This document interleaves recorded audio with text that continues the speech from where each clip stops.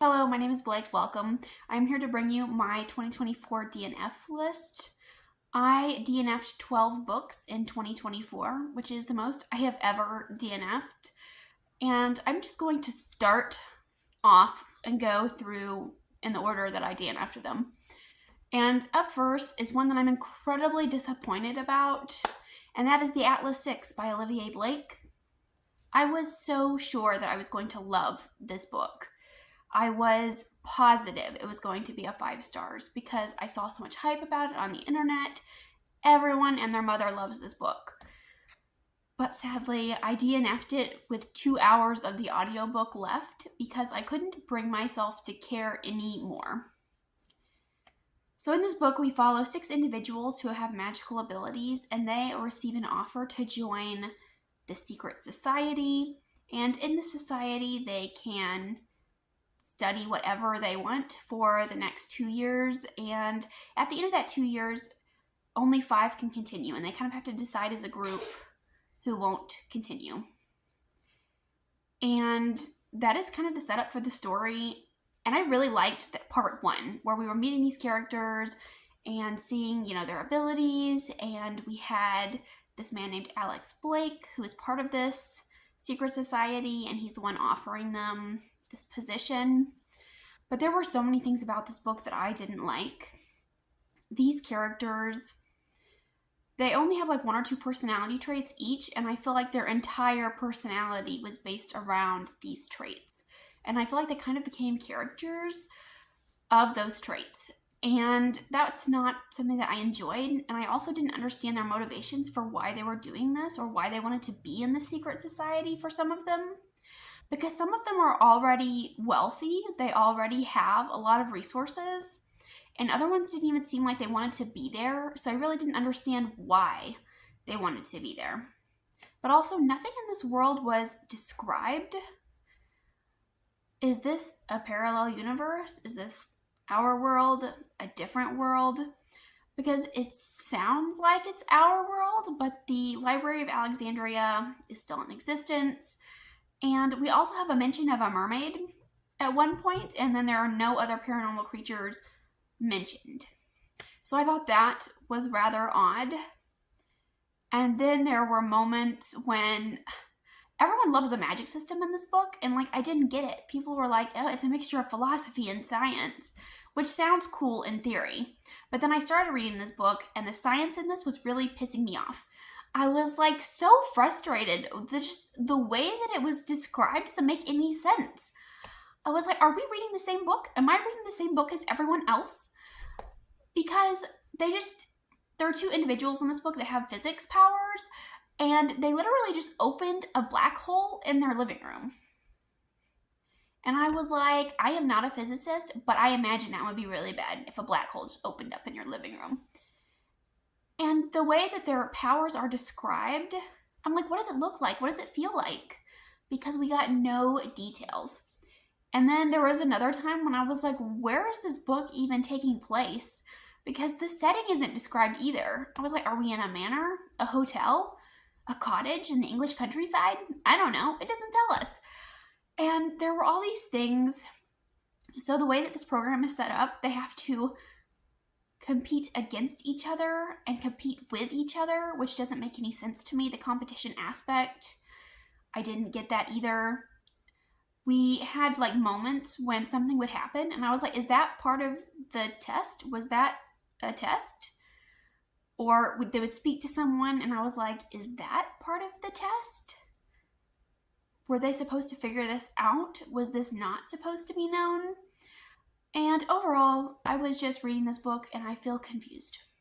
Maybe I'm too dumb for this book, but then there was an element in this book that was brought up at about the midway point, and it talks about time and altering time. And it kind of came up a couple of times, and I saw that, and time travel or time altering, anything related to time, is something that I don't enjoy. That's the worst plot device, in my opinion.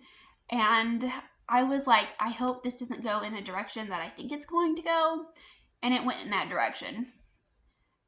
And I was so frustrated with these characters as well, because they all simultaneously are attracted to each other and also hate each other. Just would run around and talk badly about each other.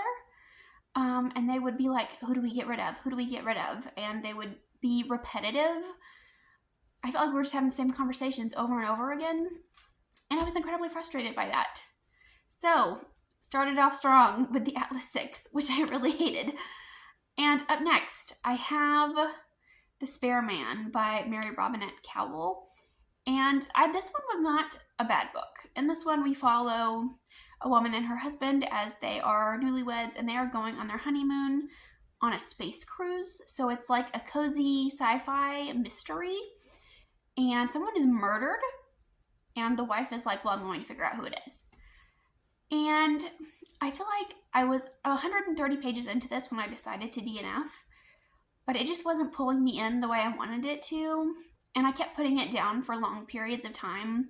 I started this book back in 2023, and I just kept putting it down and forgetting about it and not coming back to it. Up next, I have House of Hollow, and this is another really popular one. I know a lot of people really like this book. And in this book, we follow three sisters who, as children, they disappeared for months, and they came back and they were different. They weren't themselves, and they have white hair now, and their eyes are different, and they have ravenous appetites, and they are grown up now. We have one that's like a model and one that's like in a rock band, and one of them is in high school still, the youngest one. And I really didn't like that this was taking place in a modern setting. I think that's what was my hang up here, because the modern technology and the modern dialogue and slang terms were not something that I was in the mood for or something that I was enjoying. It really just kept pulling me out of the story. So I didn't fall into this one the way I had hoped. But it does have a body horror, and it does have like this goblin core aesthetic to it. And I think a lot of people would like it for that reason. I thought I would like it for those reasons. But there really wasn't very much of that in the 100 or so pages that I read. So I ended up DNFing that one as well. And up next, I have When the Moon Hatched. I'm so sorry. So many people love this book. But I did not. I think I went into this expecting something very different. And I will say the world building in the beginning was very good. I like the idea that, the stars were like dragons and there's an elemental magic system. The world building aspect of it was very cool. I got this on ebook from the library, and I was reading this book by the pool over the summer, and I was there for hours reading this book, and I feel like the progress bar was hardly moving, and I couldn't figure out what was going on. I felt like I was reading so slowly. I had only made it like 75, 80-ish pages in, and I was still sitting there reading, and I was like, what is going on? This book is like 1,000 pages. Also, I think the fact that it felt like I was reading for so long was because the writing style is incredibly flowery, and I had to keep going back and rereading sentences. And there were so many times when I was annoyed with the writing style, and I kept getting hung up on things because some of the phrases didn't make sense, or the metaphors, or the way that she was comparing things to other things left me stumped. For example, there's one scene where she's comparing a rock to butter. And I spent the longest time looking at those sentences because my brain was like, butter? And I was just sitting there reading the same lines over and over, trying to process what I just read. Up next, I have Whalefall, and in this one we follow a diver, and his father has committed suicide in the ocean, and he keeps diving to try and collect his father's remains, but he gets swallowed by a whale, and he has to get out before his oxygen runs out. And I was so excited to read this one because whales scare me a bit. And I was hoping it would be something like The Martian or Jurassic Park, where we have kind of a sci-fi thriller, sci-fi horror situation. And it was definitely not that. I DNF'd this at 110 pages, which is 30% of the way through the book. And by that point, we had seen no whale. And this guy just has so many daddy issues. And I feel like the entire 110 pages were about that. And I was getting the feeling that it was not going to be like a sci-fi horror. And with these next two, I feel like they were a little misleading. Like they didn't really feel very fantastical to me. And that is the reason why I ultimately DNF'd them. But first up, I have the Book Eaters. And I've heard a lot of great things about this one. I think a lot of people would enjoy it. I just didn't. But in this book, we follow this woman who is a book eater, and she grew up in like this book eating cult. And women ate like fairy tales, and men ate these kind of adventure books. And if you're punished, you have to eat the pages of a dictionary. And, you know, these pages have different flavors, and you can learn the things from different stories, and they leave different marks on you, kind of in your mind, these kind of different impressions. And I thought there were some really interesting descriptions about the way that books make you feel, and that's kind of what I was hoping to get throughout the story. But that wasn't really the case. We follow a mother who has left the book eating society because her son is not a book eater, but he is a mind eater. He craves human brains. And they're kind of on the run, and she has kind of living off the grid with him, hoping that they are not found by the book eating society. And we also see flashbacks to her childhood in this book eating cult. There were a lot of things about this cult aspect that didn't make sense to me. There were just a lot of questions I had, and the society itself didn't seem to make a lot of sense. And overall, I just felt like the story was very dull and boring. I DNF'd it about 35% of the way through. I feel like nothing really happened. I was hoping that this would be like a love letter to books and stories, because that's kind of what it sounded like from the summary. But I feel like the book eating and the mind eating aspects were kind of secondary. They didn't seem like the main focus of the story. Up next, I have the Book of Doors, and that came out this year. And we follow this woman who works in this bookstore, and one of her regular clients passes away while in the store. And she sees that he has left her a book, and she discovers that this book can open doorways to anywhere. But there are other people after this book, and it is part of a collection of other books that do magical things. I was so stoked by the idea of this book. Again, I thought this was going to be like a love letter to books and the feelings that books give you. But I have never read a book about magic that felt less magical than this one. Our main character and her best friend felt like cardboard cutouts, and the main character's friend has this obsession with not being fat. She's like, I have 2 aunts that are fat, don't let me eat, you know. And there was another scene when she's eating pancakes and bacon, and she's like, look at me, I'm disgusting for eating this food. And that was like her whole personality, and I got over it very quickly. And then we have another individual who is hunting for these books, and he's trying to get to them before this bad guy gets to them. And I was at the 25% mark, and I was wondering if the story was going to get better, so I went to read reviews to see if I should keep going or if I should put it down. And based on these other reviews I saw, I was like, I really don't think this is going to be for me. Up next, I have Ordinary Monsters, and I heard this one pitched as like X-Men in Victorian era London. I was very excited. I got it from the library, and I DNF'd it at about the 75% mark. And this book wasn't bad, but like I felt lukewarm about it. And we have kind of these kids who have supernatural abilities, and we're following these adults that are looking for these children to bring them back to this institute, kind of that's like hidden. And then we have this individual that's hunting these kids down, who is like our villain, and I'm not really sure what he wants with these kids. So that was a little unclear. But also, I had a really hard time paying attention with this audiobook.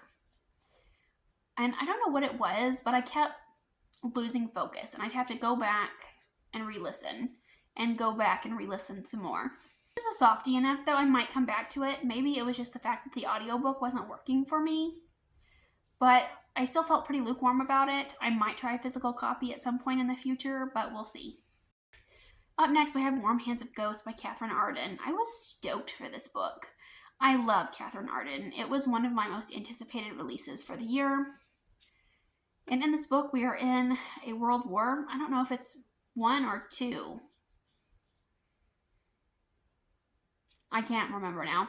But in this book, we follow a woman named Laura who was a nurse in this world war. And she has her younger brother who was a soldier. And she gets his dog tags in the mail. And he is missing and presumed dead. So she decides that she's going to go out to the front to figure out what happened and get answers. And I didn't like this one. I feel like this book was not labeled correctly. My library and Goodreads also have this marked as historical fantasy. I feel like there really aren't any fantastical elements in it. I mean, there are, but they're very minimal, and it's basically historical fiction, basically. So I guess I just went into this with the wrong expectations, but I was 50% of the way into this, and I feel like nothing had really happened. I was much more interested in the brother's POV than the sister's POV, and we have the brother, and he has found another soldier who is injured, and they kind of become friends. So I was like, okay, I can get down with the brother's POV. I at least feel like there were eventful things going on in his chapters. But anytime we would hit Laura's chapters, I would immediately be like, dang it, and just sigh because her chapters are so boring. I have Masters of Death by Olivia Blake. Another Olivia Blake. I'm so disappointed. I really like the concepts that she has and kind of the ideas and the initial setups that she creates. But in this book, we follow this woman who is a vampire and she's a real estate agent and she has to sell a haunted house. In order to sell this haunted house, she's like, well, I'm going to have someone come and exorcise the house to get rid of the ghost.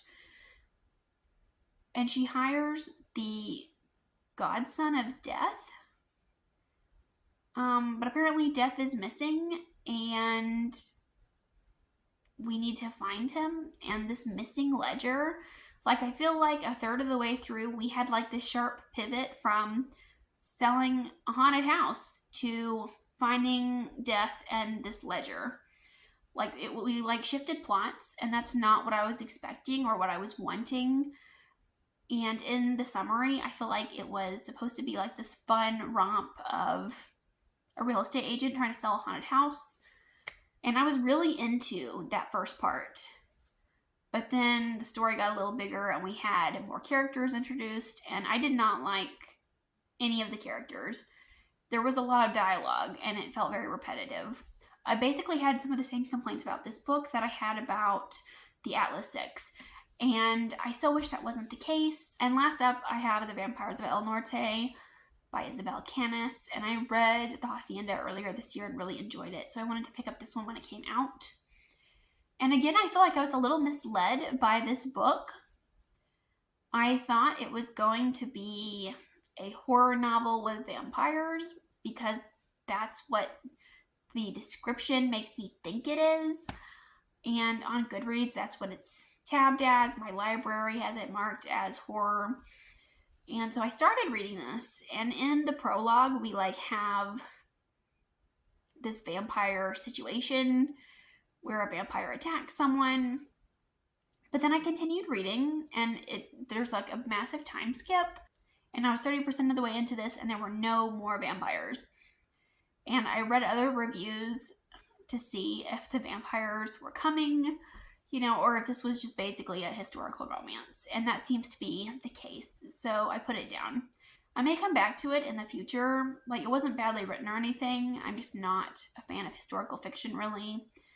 And I'm not really a fan of straight up romance. So I feel like I was expecting something very different than what I got. But those are all the books that I DNF'd in 2024. Let me know if you've read any of these. Let me know what you DNF'd in 2024. I would love to know and discuss these with you. Thank you so much for watching. I'll see you again soon.